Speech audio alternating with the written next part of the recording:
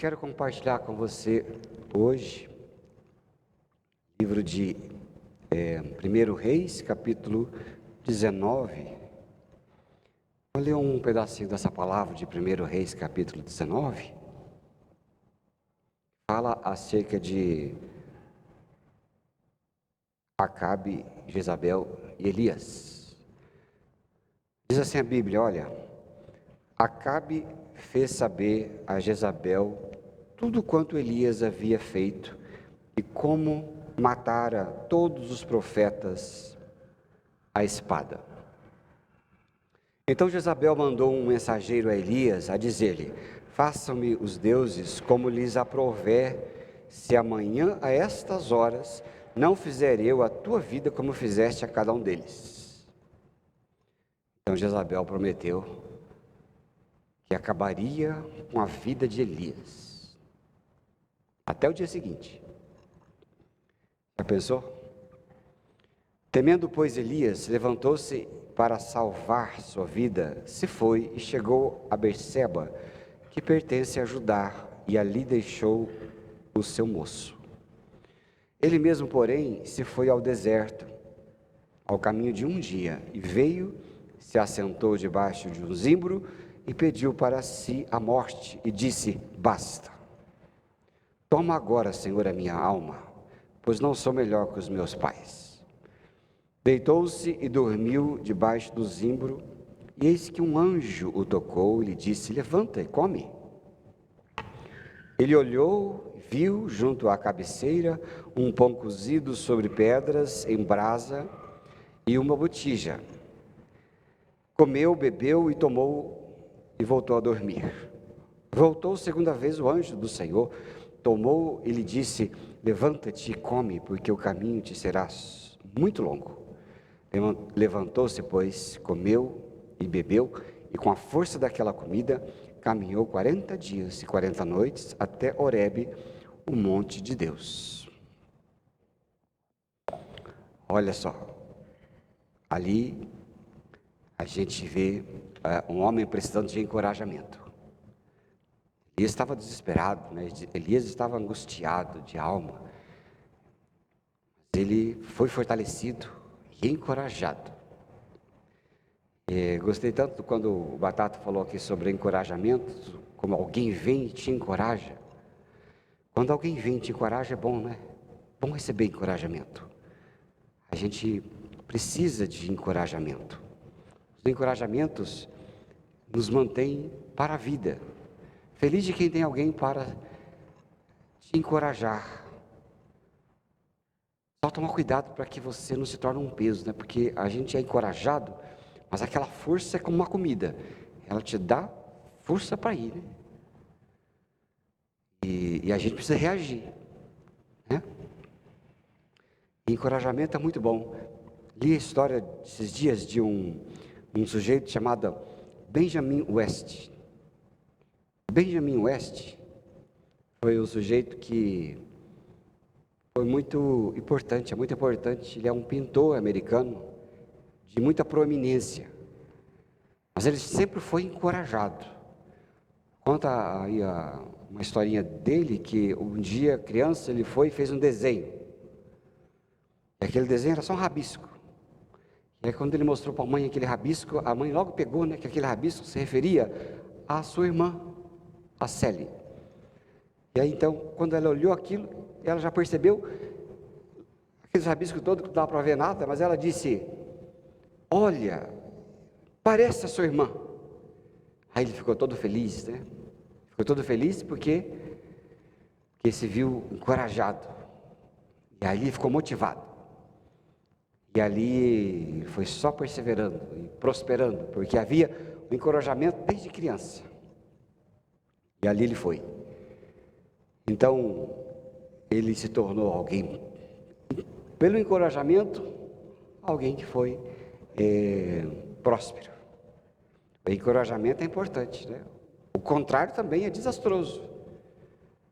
Já conheço uma pessoa muito próxima a mim, que queria ser um determinado profissional. E quando ele falava para os chefes dele assim: eu queria ser tal coisa, né? E naquele tempo, né, ele queria ser um grande funcionário, ou um grande, naquele tempo era grande, né?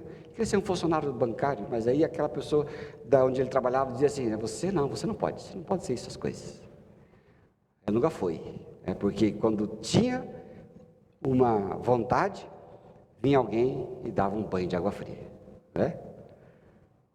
Coisa, né? E aí nunca foi, né? Porque toda vez que queria ser alguma coisa, vinha aquela, não, você não pode, você não é, você não mora num lugar promissor.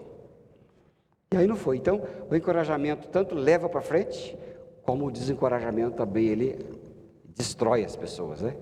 Então, feliz é quem tem aquele que não é destruído. Então, feliz é quem tem aquele que sabe que quando tem uma boa ideia, vai para frente, né? Por exemplo, nossos filhos e filhas sempre têm umas ideias mirabolantes, né?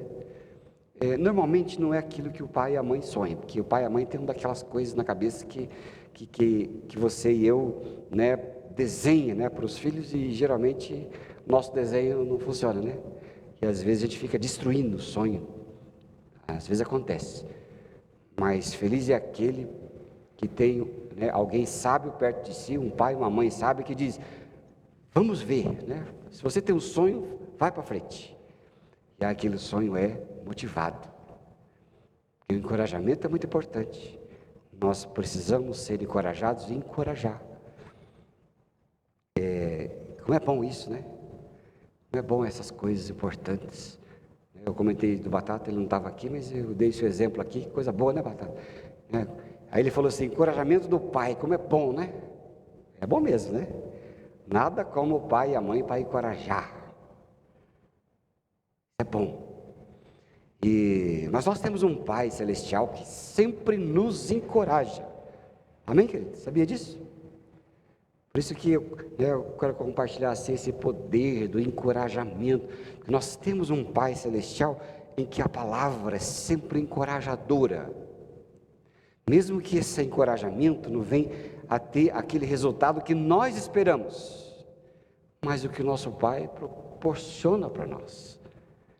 Elias foi obediente ao Senhor também, né? Nós vemos lá no começo, 1 Reis 19, que Elias foi obediente a Deus, ele falou a verdade sempre, mesmo com dano próprio.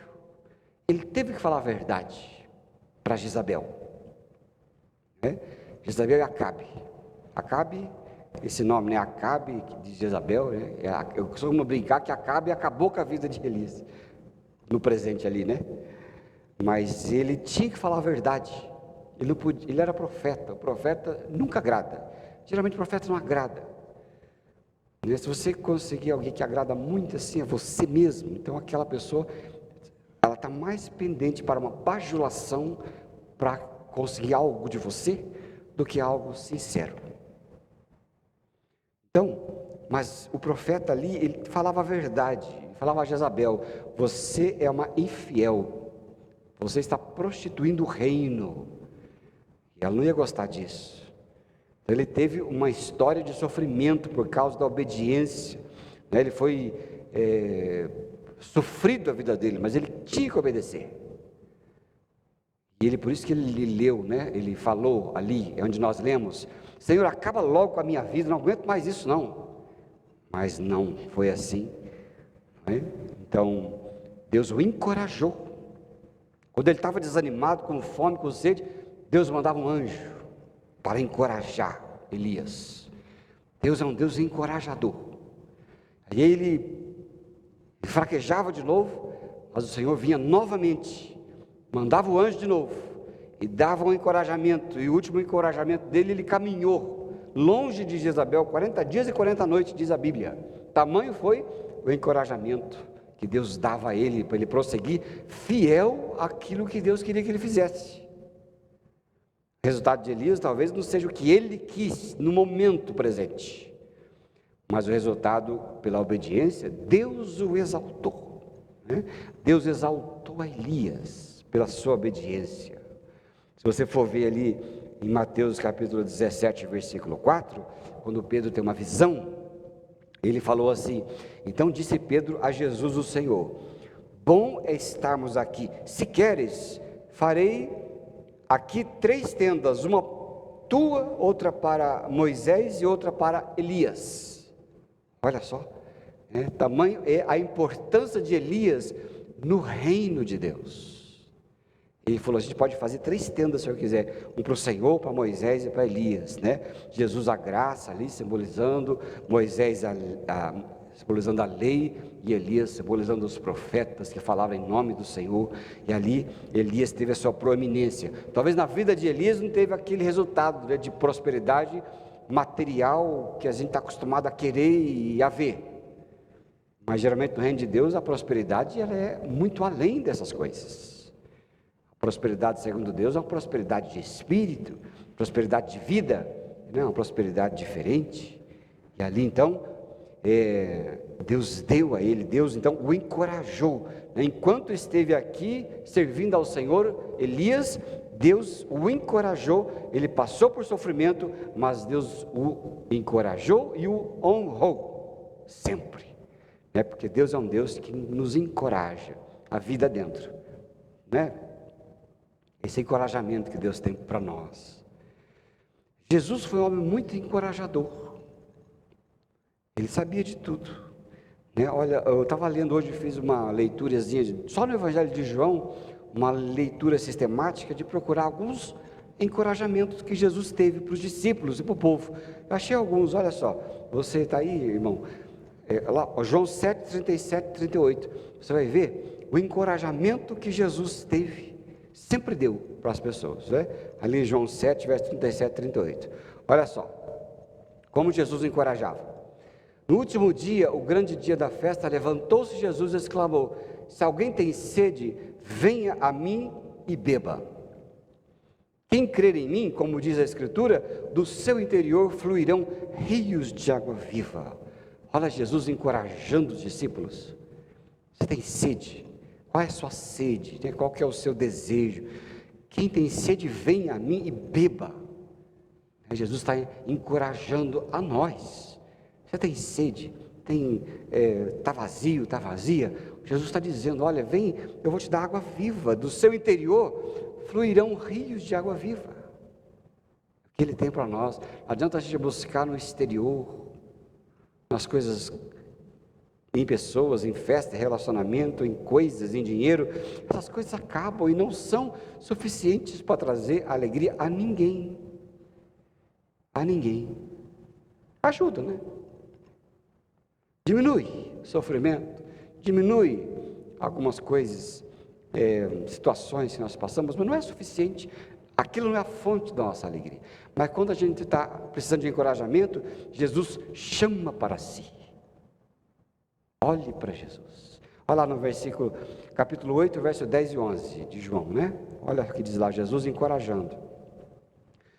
Erguendo-se Jesus e não vendo a ninguém mais, além da mulher, perguntou, mulher, onde estão aqueles teus acusadores? Ninguém te condenou?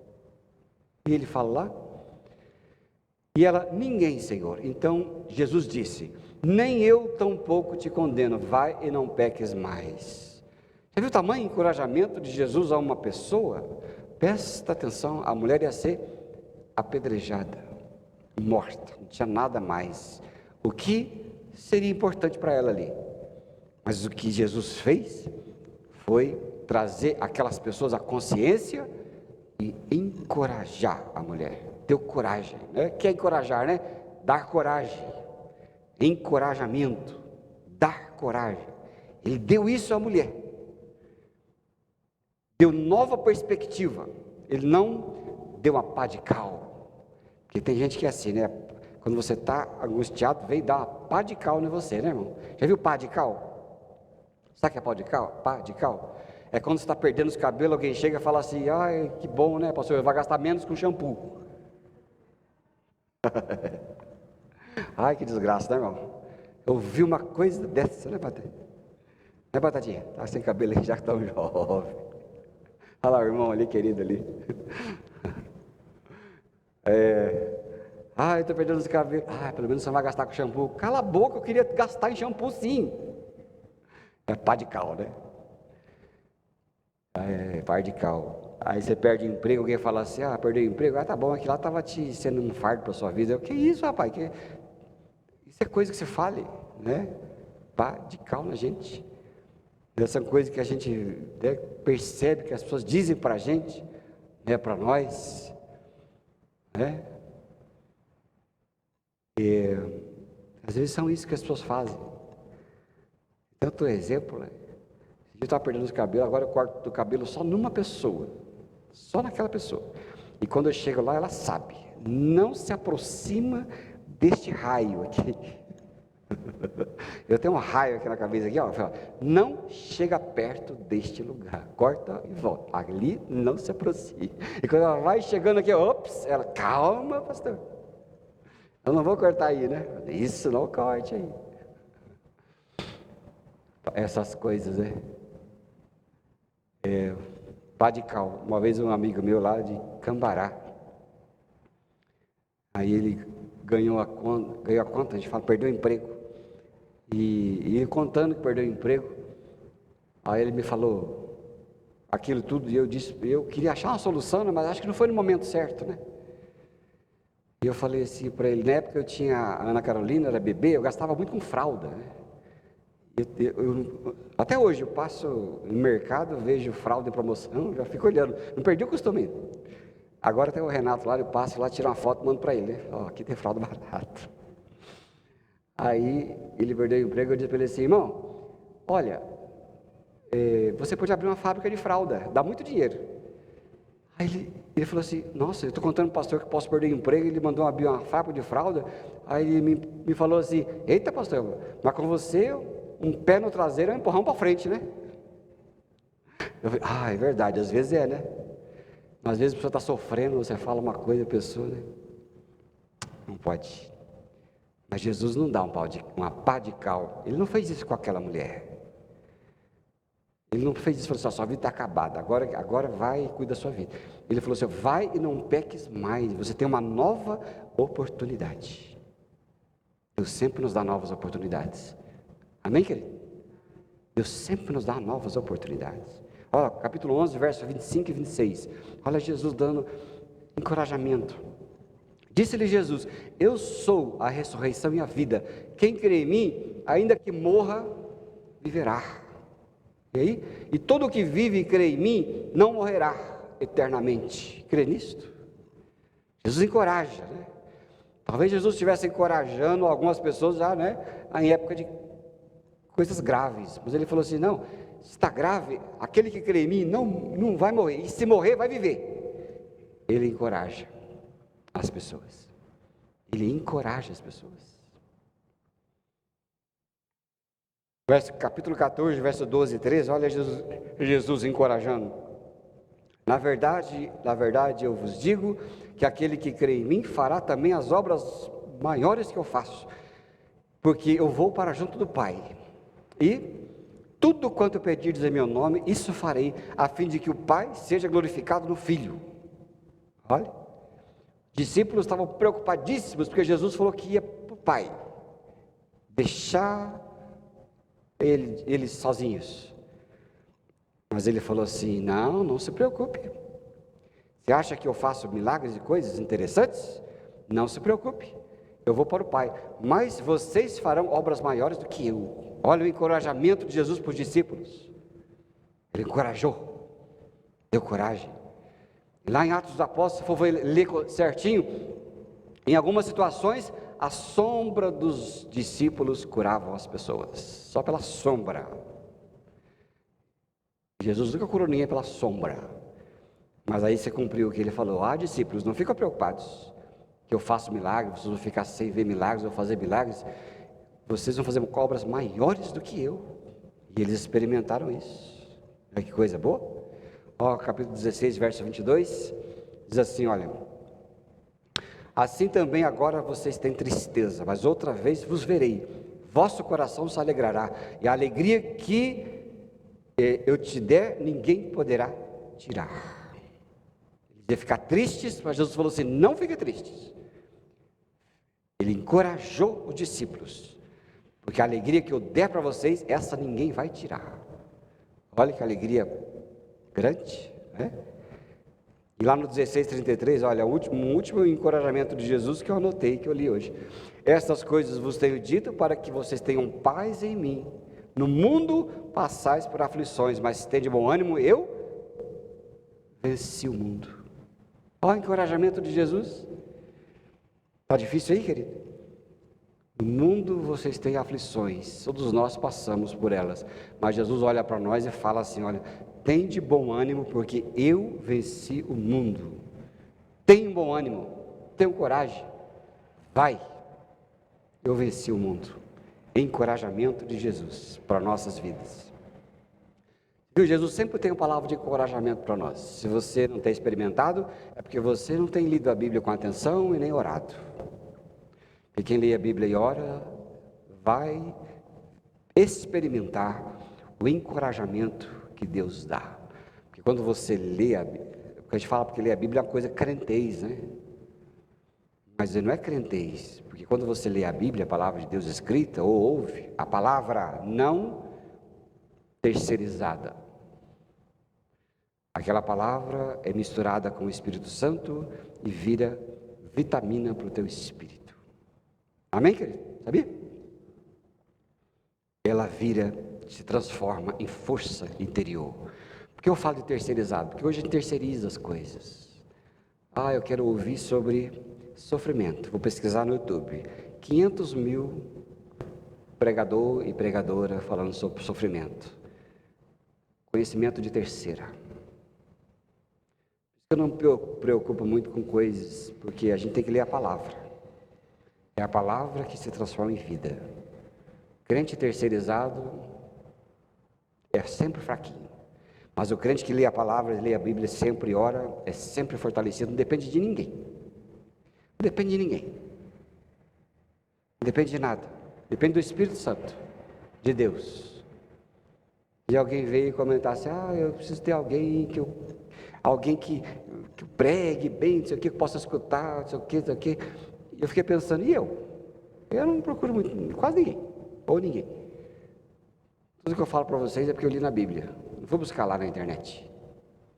Mas Deus sempre fortalece. Por quê? Porque a Bíblia é pura. Não pega nada terceirizado de ninguém.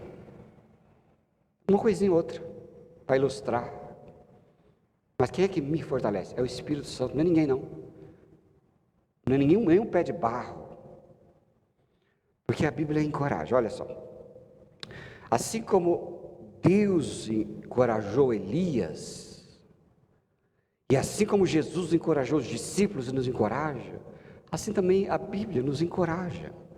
E nós somos encorajados a clamar ao Senhor. O que é encorajado? Você é incentivado. Então você é incentivado a clamar ao Senhor. Eu vou ler com vocês Salmo 86, versículo 7. Diz assim a Bíblia, olha. No dia da minha angústia, clamo a Ti, porque o Senhor me responde. No dia da minha angústia, eu clamo a Ti e o Senhor me responde. Então você e eu somos incentivados a clamar ao Senhor no dia da nossa angústia. Nós, de vez em quando, temos angústias. Sempre somos angustiados, sempre somos acuados, sempre somos temerosos, mas em tudo isso precisamos clamar ao Senhor, porque o clamor, ele faz parte, é necessário da vida, da minha vida e da sua vida. Não é clamar, o que é clamar? É pedir, é realizar um pedido a Deus, aquilo que nos preocupa. É assim que precisamos reportar a Deus as nossas necessidades. Quando clamamos ao Senhor, nós mostramos a Ele tudo que nos atemoriza, as dificuldades, como precisamos da sua ajuda, da sua mão. Quando clamamos, Ele nos traz resposta, Ele nos traz o consolo, Ele nos traz soluções, Ele nos ajuda. Isso é clamar, isso é orar, é clamar ao Pai, né? Sempre que nós clamamos e pedimos e queremos ouvir a sua resposta, cremos na sua resposta, porque Ele nos atende, Ele nos responde, Ele sempre nos toca e coloca em nossos caminhos tudo que nós precisamos para prosseguir, para seguir em frente. Ele nos dá o caminho, sabe, queridos? Direção. Já orou pedindo direção a Deus? Às vezes não sabe o que fazer, não sabe para onde ir, não sabe o que falar. Pede direção a Deus, experimente pedir direção a Deus. Diga a Ele: eu não sei o que fazer, não sei onde ir, não sei que decisão tomar. Me dá a tua direção. Não fica fabricando suas próprias soluções, mas experimenta pedir direção ao Senhor. Experimenta pedir direção a Ele e você vai ver como Ele vai te responder. Isso é clamar, orar. Então, a Bíblia nos encoraja a clamar, nos encoraja a orar. Ela nos dá esse encorajamento, ela nos incentiva, sabe? Lembra quando Jesus falou para aquelas pessoas: como é que você hoje vai ouvir Jesus? É pela palavra. Quantos encorajamentos nós lemos aí, os versículos que nós lemos todos aí, Jesus estava falando, nós precisamos também pedir seu encorajamento, porque Ele tem para dar para nós sua força, seu encorajamento, né? Nos encher de coragem. Amém, querido? Sabia disso? Você que está aqui, você que assiste essa mensagem, Ele te chama, quer te encorajar, quer te chamar sempre. E nós somos também encorajados, sabe, sempre pela Bíblia e pela sua palavra, encorajados a saber que Deus tem boas coisas para nós. Olha só, Deus tem boas coisas para nós, boas situações. Ele tem os seus planos, os seus sonhos para nós, para cada um de nós. Ele não enxerga a multidão, Ele enxerga a mim e a você individualmente. É a chuva. Já falei isso algumas vezes atrás, né? Como que Deus nos vê? Às vezes você vê a chuva, mas a chuva molha a todas as pessoas. A chuva molha. Então é como você sair correndo por aí, numa chuva aí, tem uns pingos, né? Para lá e para cá. Ele molha o mundo todo, mas Ele molha a nós individualmente. Porque Jesus, Ele foi para o Pai e enviou o Espírito Santo para dentro de cada um de nós como chuva que molha. Cada um de nós tem uma porção de Deus, de modo que você clama, você ora, e você é individual, especial. Já reparou que ninguém tem impressão digital igual a uma outra? Reparou? Aliás, eu já passo tanto álcool gel na mão que acho que estou perdendo até essa impressão digital. Não sei se funciona isso, né? Não sei se tira. Uma coisa eu sei, diz que quando a gente vai ficando mais idoso, parece que vai perdendo algumas impressões, né? Alguém falou isso há um tempo atrás, eu não sei se é verdade, se não é, depois tem que pesquisar, né? Isso eu não estou falando com certeza, mas diz que a gente perde mesmo, né? Não sei se é ou não é, mas ninguém nasceu igual ao outro. Deus marca bem o seu gado. E se ouvir de uma palavra, de uma novela antiga, daquele tempo que novela era boa. Vocês lembram comigo, daquele tempo que novela era boa? Tinha uma história, né? Tinha uma trama legal. Hoje em dia, tudo palhaçada. Hoje em dia, tudo palhaçada, é tudo coisa ruim, né? Tudo coisa feia. Bandeiras ideológicas, é tudo porcaria. Não funciona mais nada. Depravação, hoje não dá para ver mais nada. Mas naquele tempo, né, eu me lembro do Rei do Gado. Quem já assistiu isso aí? Fala a verdade, eu sei que os mais velhos de 50 anos assistiram, aquele povo não assistiu ninguém, mas daqui talvez, né? Daqui talvez assistimos, olha, Rei do Gado. Era boa a novela, aquele gadaiada lá, né, Pantanal, aquela coisa toda.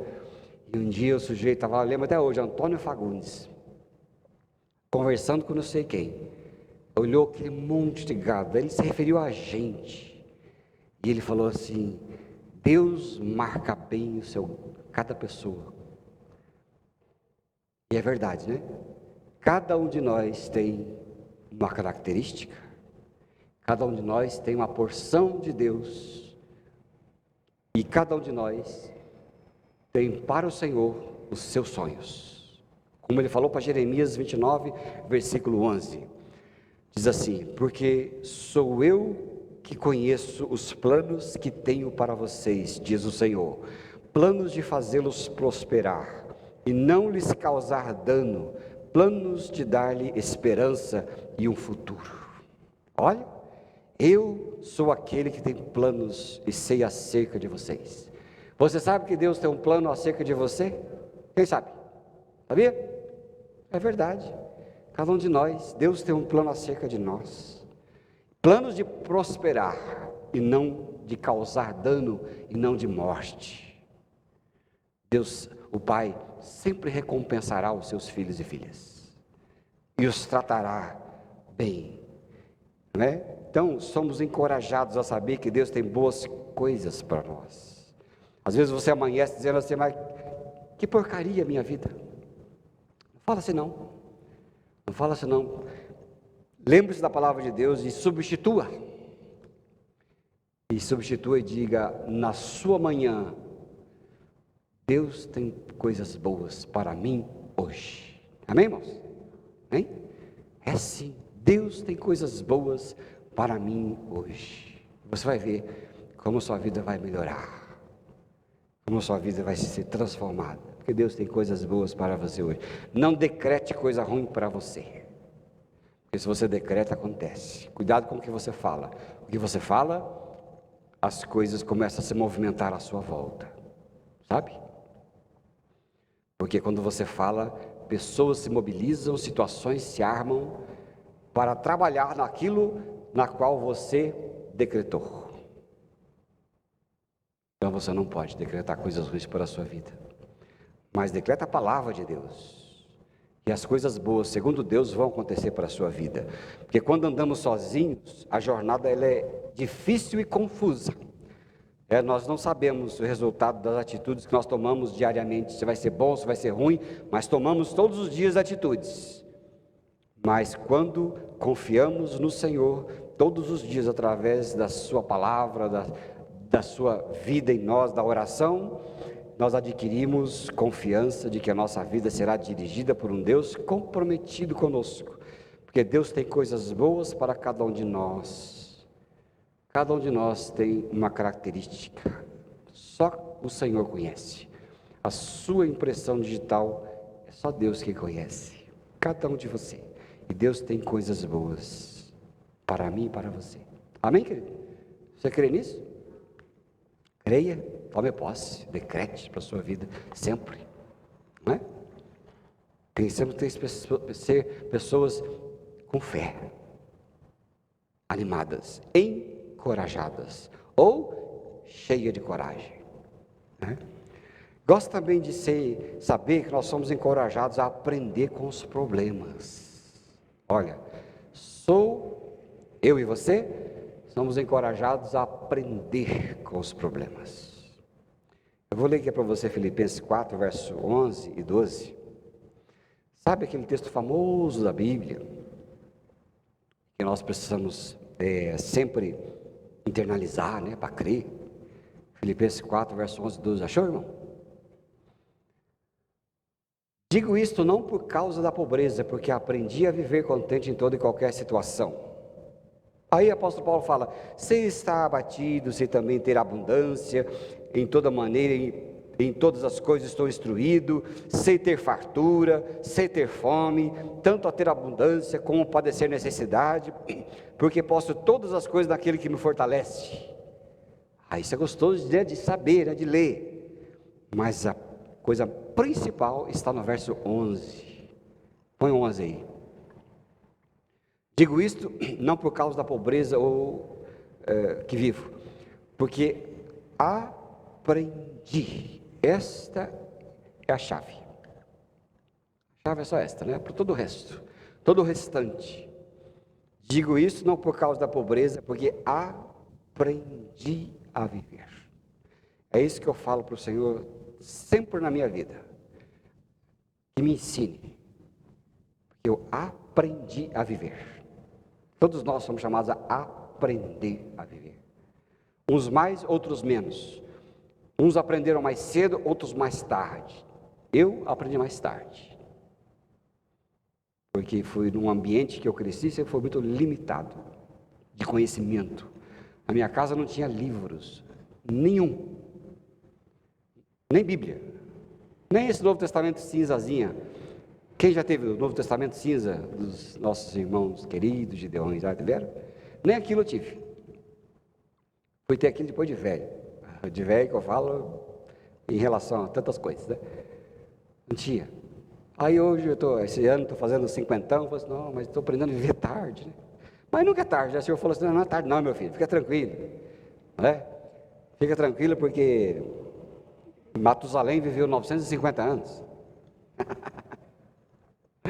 Deus o livre, né? Aquele tempo, né? Matusalém viveu 950 anos, não sei lá quantos anos, né? Muito tempo, né? Aí já é castigo, né, Douglas? Hoje em dia, 950 anos, o que eu fiz de errado que eu estou aqui ainda, né? Esse dia alguém falou assim, pastor do céu, a gente boa, Deus está levando tudo com esse negócio de Covid. Eu falei, agora estou preocupado. O que eu estou fazendo aqui?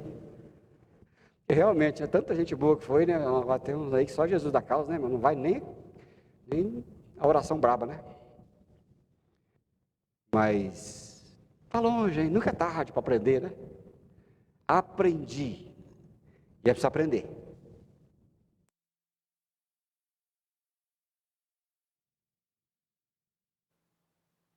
Acabou aqui?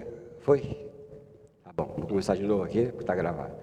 Esses dias eu li uma frase num livro de um irmão que me deu esse livro. Interessante. O autor do livro escreveu assim. Carlinha gosta de anotar coisas, né, Carlinha? Não sei se está hoje anotando as frases lá. A gente quer fazer dos outros, tem que anotar a minha, mas essa é dos outros. As pessoas eficientes são maiores do que seus problemas. As pessoas eficientes são maiores do que os seus problemas. As pessoas de mentalidade pobre são menores do que os seus problemas. Certo? Então, pessoas eficientes são maiores que os problemas delas. E as pessoas de mentalidade pobre são sempre menores que os seus problemas. Nós temos que pensar, né? Porque a gente tem que aprender a viver com os problemas. Para que é que você tem um problema nas suas mãos ou na sua vida que aparece você amanhã? Por exemplo, amanhã é segunda-feira, já vai ter um probleminha. Não é profecia de pastor, mas é a vida. É a verdade? Tá bom? A vida nos traz problemas a serem solucionados. O que você vai fazer com ele? Vai correr ou vai aprender a solucionar? Eu estou aprendendo a solucioná-los e não a correr deles, porque a minha tendência humana, pessoal, natural é correr. Eu fui ensinado a fazer assim, mas agora eu estou ensinando a fazer assim. Não leva a pé da letra, tá? Eu falo para minhas filhas, nunca assim, mas assim. A gente vê como é. Solucionar. Existe um sujeito chamado Herbert Hawkins, ele foi reitor da Universidade de Colômbia, muito importante no mundo, que ele ajudava 200 mil alunos a resolver os problemas que os preocupavam.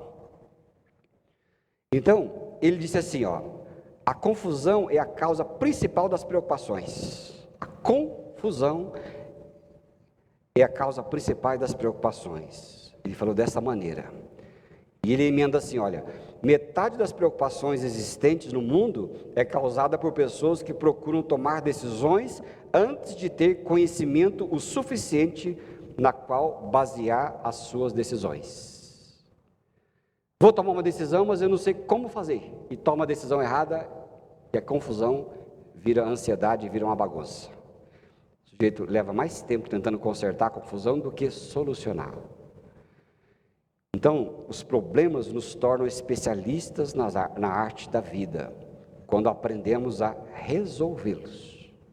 Quando vier um problema, a Bíblia te encoraja a aprender. Aprender com eles. Apóstolo Paulo, ele diz, eu aprendi.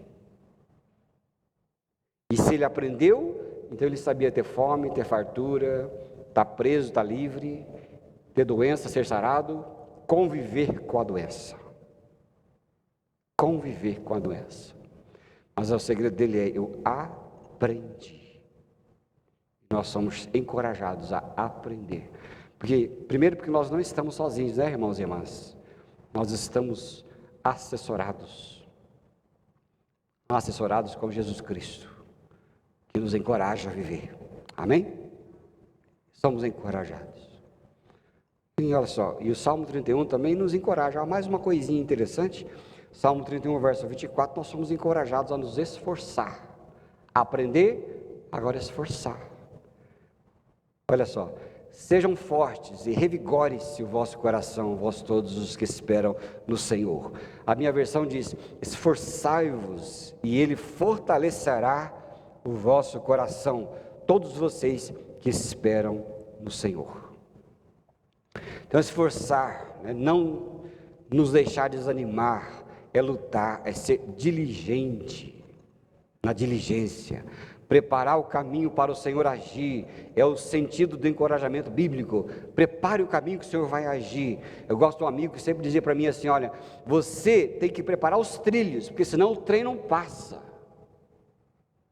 Tem gente que quer bênção, quer ser abençoado, quer prosperar, quer progredir, mas ele não toma nenhuma atitude, ele não ora, não se esforça, não age, não prepara o caminho. Como é que a bênção virá? Às vezes, ia na linguagem ilustrada aqui, meu amigo disse, tem que colocar o trilho. Se não coloca o trilho, como é que o trem vai passar? Você vai esperar o trem a vida toda. Vai esperar o trem para sempre. O trem nunca vai passar, porque você não preparou o caminho. Não preparou, não se deixou fortalecer, não aprendeu. E vou dizer uma coisa a você, tem que aprender nas pequenas coisas e diariamente. Tem gente que espera aprender quando vier uma situação grave. Se você não estiver preparado, quando vier a situação grave, será tarde demais. Você não saberá o que fazer. Não saberá o que fazer. Mas se você se deixar, por graça de Deus, e aprender com Ele a viver a vida, nas pequenas coisas de todo dia, quando chegar as coisas grandes, elas não te assustarão, porque você estará preparado, todos os dias. Certo? Acabamos de ter as Olimpíadas. Se o medalha de ouro, por exemplo, a nossa skatista aí, brasileira, se ela parar e deixar só daqui 3 anos voltar a treinar, não haverá medalha. Os atletas ganham a medalha de ouro, voltam para casa já com o seu propósito de treinamento. Não param nunca. Quando vem a grande prova, eles estão preparados. Na vida também é assim, se você deixar levar a vida de qualquer jeito, quando chegar a grande decisão, você não estará preparado. Mas a Bíblia te encoraja a se esforçar, a colocar os trilhos para o trem passar. Te encoraja a ser forte no Senhor, para quando vier a calamidade, ela não te pegar.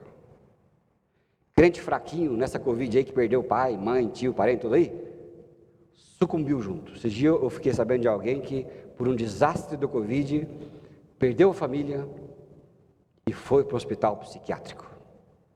Não suportou as perdas. Mas eu conheço muita gente que perdeu a mesmo tanto de gente, conheço de ouvir falar, de histórias que eu vejo, leio e vejo na televisão. Vi muitas pessoas que perderam todos, mas estão prosseguindo, porque a calamidade não foi suficiente para destruí-las. Mas o crente ruim, aquele crente de domingo, ou um autor que escreveu, que tem religião de escola pública, sucumbiram. Mas os discípulos de Jesus estão fortalecidos, sempre, Então, sempre fortalecidos no Senhor. E nós precisamos, a Bíblia nos encoraja a nos esforçar, se esforcem, certo, queridos?